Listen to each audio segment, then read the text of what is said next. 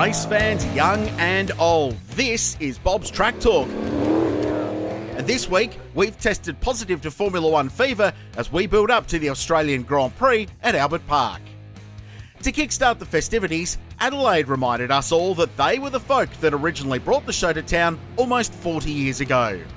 The Repco Adelaide Motorsport Festival was held at the famous Parklands, bringing over 250 competitive cars, plus another 300 display vehicles to an almost capacity crowd. F1 stars were there, plus some local heroes, and a party-like atmosphere that reminded us all how much the South Aussies love their motorsport. Fans lined the streets, literally, to get up close with some rare race rockets and household names. This coming week, the big show comes to Melbourne, and while there's a chance that no one will be Verstappen Max, we simply can't wait to see a Grand Prix in our own time zone. Meanwhile, a state and a bash straight away from Adelaide, the latest round of the Shannon Speed Series was run at Symmons Plains. TCR turned up the carnage and controversy, leaving many to lick their wounds after a fraught round.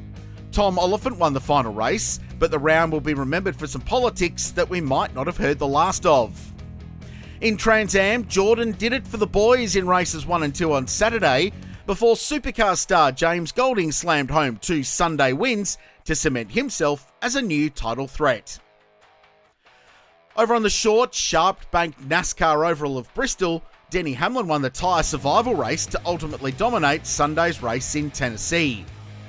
Still in the States, and the IMSA Sports Car Championship headed to Sebring for its famed 12-hour race.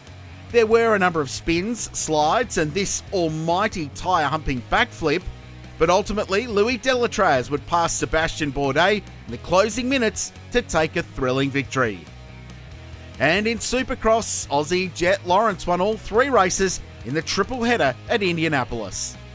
The Queensland Wonder Kid is in great touch. Unfortunately, like most weeks, there were some rib ticklers in the Supercross that probably won't buff out anytime soon.